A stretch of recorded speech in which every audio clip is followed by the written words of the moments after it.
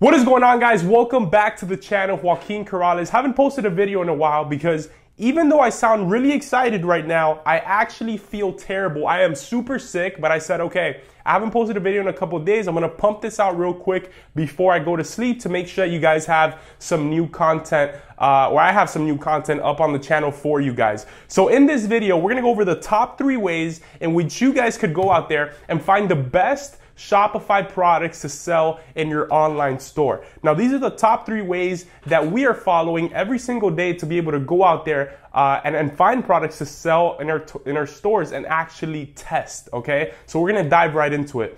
So the number 1 way, I'm actually gonna be looking at my phone here because I have them written down to make sure that I don't go kind of off topic.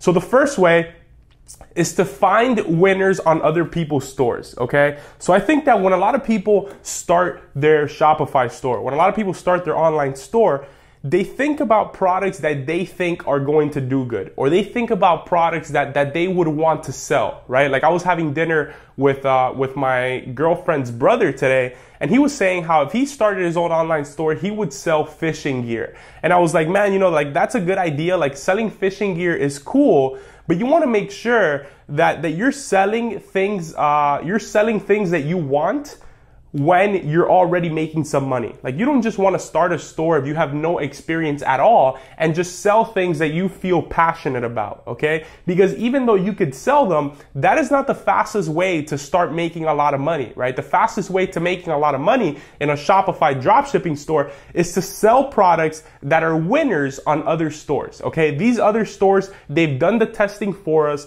They have done all these things for us. And we want to make sure that we leverage that we benefit from that, and that we're selling products that someone else is already making money with, okay? So very briefly, how do you go out there and do that? So how you do that is that first you need to find the top Shopify stores, right? Like where do you find these stores? And so what you're going to do is that you're going to go to myip.ms/browse/sites. I actually have a video on the channel showing you guys exactly how to go out there and find the top stores. I'm also going to put the link here in front of you. Now, what you do when you're there is that you click on Shopify on the right hand section, and you're going to get a list of the top stores, okay? The top Shopify stores. A lot of them are drop shipping stores, some are not. You guys are going to have to go through them. And then when you get to the actual store, what you're going to do is that you're going to put this right here at the end of the link. Okay, and what's going to happen is that you're going to be in their store, and you're going to be able to see their top products. Okay, you're going to be able to see the products that are selling the best in their actual store.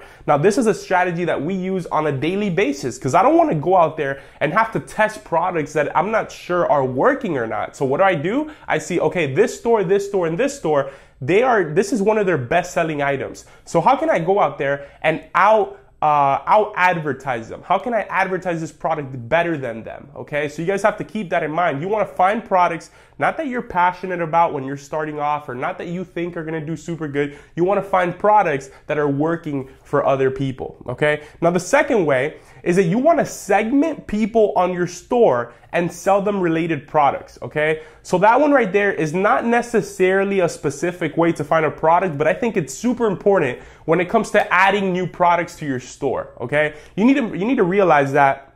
And this is for people that already have a store. Let's say you already have a store and you have 50 customers or 20 customers or 100 customers that bought a specific product, okay? What you need to understand is that these people belong to a segment. They belong to a group of people that are interested in buying specific types of products. And how do you know that? Well, obviously you know what it is that they bought, right? Like for example, if I have 100 people that bought this dry erase marker, then I know that I have 100 people that are going to be very likely to maybe buy dry erase markers or maybe buy a dry erase board, right? So what you need to make sure that you do is that you use that as a way to bring new products onto your store. So if you already have 100 customers on your store that bought a dry erase, for example, whatever this is, a dry erase thing, okay? If they bought this dry erase thing, you need to make sure that you go on AliExpress and that you look for a dry erase marker, for example, right? And obviously these are examples. You're gonna have to apply it to whatever it is that you're selling,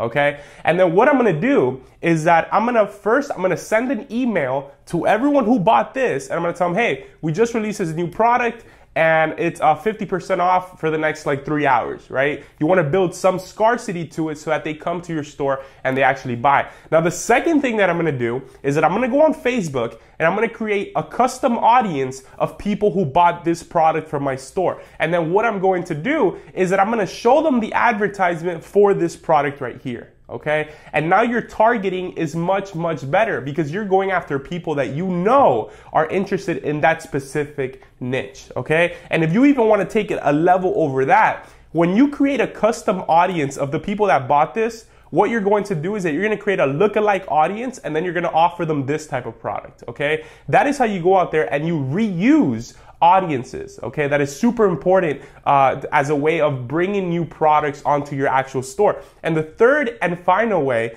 is to become the target audience of Shopify dropshipping stores out there. Okay. So in number one, we spoke about going out there and finding the top stores and seeing what products you're actually selling. Well, what you also want to do is that when you're in the store, obviously this store has a Facebook page. So what you're going to do is that you're going to go on Facebook, you're going to find this page, you're going to like their page, and you're going to comment on a couple of their posts on the actual page. And you're going to do that for every store that you go into. And sooner or later, what you're going to realize is that they're going to start targeting you with their advertisements, okay? If I go on Instagram right now, or if I go on Facebook right now, I can literally scroll through 5 pictures of my friends, and then I'll see an advertisement right there of a Shopify store that is selling an actual product. And then what I do, and you guys need to make sure that you do this, is that you like the post, okay? And then if it has a lot of views and it has a lot of recent comments,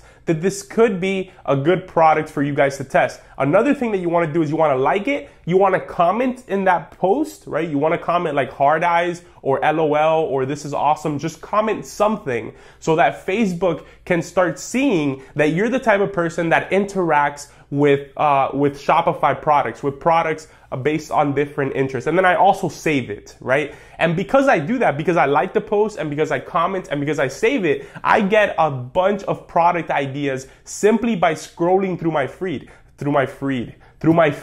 Like I'll literally scroll through my feed and see a whole bunch of products on there. I'll go to the store and then I could even see what other products that store is actually selling. So those are the top 3 ways that we're using right now to be able to go out there and find products to sell in our Shopify store. So if you guys enjoyed this video, make sure you hit a like. Hit me down with a comment if you guys are using any of these ways to do that right now.